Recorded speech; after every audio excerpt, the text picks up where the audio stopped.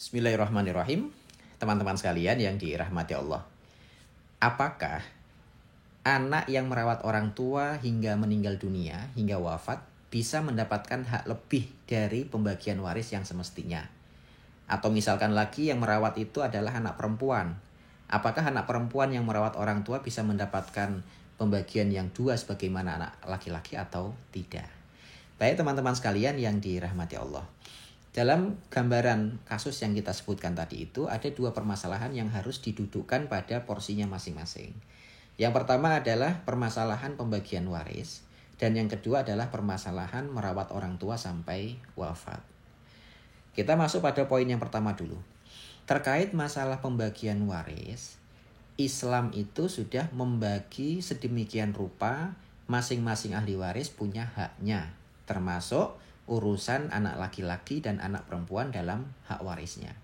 Kita tahu bahwa di dalam Islam itu ada konsep 2:1. Artinya anak laki-laki mendapatkan 2 bagian dan anak perempuan mendapatkan 1 bagian. Itu sifatnya sudah paten, tidak perlu dirubah-rubah lagi gitu. Karena ini memang Allah sudah menyebutkan secara jelas, tegas dalam Al-Quran bahwa laki-laki mendapatkan 2 bagian dan anak perempuan mendapatkan 1 bagian. Maka mudahnya bahwa status Anda sebagai anak yang merawat orang tua tidak bisa minta lebih karena alasan bahwa Anda merawat orang tua. Ya sudah, kalau memang Anda ini perempuan mendapatkan 1 bagian, ya sudah, bagian Anda hanya 1 itu. Sekalipun Anda merawat orang tua. Gitu. Atau misalkan semua anaknya laki-laki semua. Dan kemudian ada salah satu anak laki-laki yang merawat orang tua. Dia minta, kan orang tua sama saya sudah puluhan tahun. Sampai beliau wafat, masa bagiannya sama sih sama saya gitu. Tetap sama. Makanya status sosial dalam masyarakat itu tidak bisa merubah status dan pembagian hukum waris.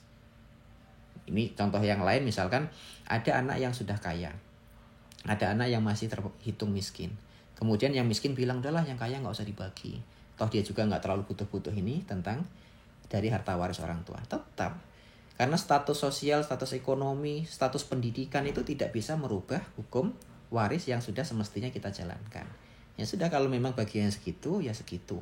Tidak perlu melihat dia pendidikannya kayak mana, dia kekayaannya seperti apa, dia merawat orang tua atau tidak. Itu nggak perlu dihitung karena konsep pembagian waris tidak melihat semua status sosial tadi. Itu poin pertama. Kemudian poin kedua adalah poin tentang merawat orang tua. Nah sekarang ini pertanyaannya, apa motivasi Anda, apa niat Anda merawat orang tua? Kalau jawabannya, saya merawat orang tua karena ingin birrul walidain, ingin mengabdikan diri kepada orang tua sampai beliau wafat. Ya sudah, berarti niat Anda sudah benar, niat Anda sudah baik, berarti apa yang Anda dapatkan nanti merupakan pahala dari Allah Subhanahu wa Ta'ala karena sudah merawat orang tua. Ikhlaskan bahwa perbuatan Anda ini adalah perbuatan baik. Merawat orang tua loh sampai wafat itu perbuatan bagus. Nah karena niat Anda itu adalah birrul walidain, ya sudah cukup sampai situ berhenti. Jangan menuntut kelebihan harta waris hanya gara-gara Anda merawat orang tua. Nanti rusak ini pahalanya gitu. Itu pertama, kalau jawabannya adalah niat Anda ingin birrul walidain. Nah kalau ternyata jawaban Anda adalah saya merawat orang tua itu bagian dari pekerjaan. Ada biaya-biaya yang saya keluarkan. Ada waktu yang saya luangkan untuk orang tua. Saya fokus merawat orang tua sampai saya nggak bisa kerja. Oke, berarti niat Anda merawat orang tua itu secara umum adalah bahwa Anda ini menganggap Anda bekerja. Kalau Anda ini menganggap diri Anda merawat orang tua sebagai sebuah pekerjaan, maka Anda boleh menuntut untuk mendapatkan gaji, mendapatkan fee, mendapatkan upah dari pekerjaan merawat orang tua. Anggaplah gini, Anda berkedudukan sebagai salah satu perawat panti jompo. Itu mudahnya gitu. Anggap saja orang tua Anda sebagai pasien dan Anda sebagai perawat. Jadi nanti yang Anda tuntut adalah hak Anda sebagai seorang pekerja yang harus mendapatkan gaji. Misalkan Anda merawat orang tua selama 2 tahun, lamanya sampai beliau wafat. Hitunglah satu bulan itu gajinya mestinya 2 juta. Ya sudah, tinggal 2 juta dikalikan dengan lamanya 2 tahun sampai beliau wafat. Atau jika juga menimbulkan adanya biaya-biaya yang ditimbulkan selama merawat orang tua butuh ke dokter, orang tua butuh beli pampers, orang tua butuh beli obat, orang tua butuh jalan-jalan, itu semuanya dihitung. Kalau memang niatnya untuk mencari uang, gitu.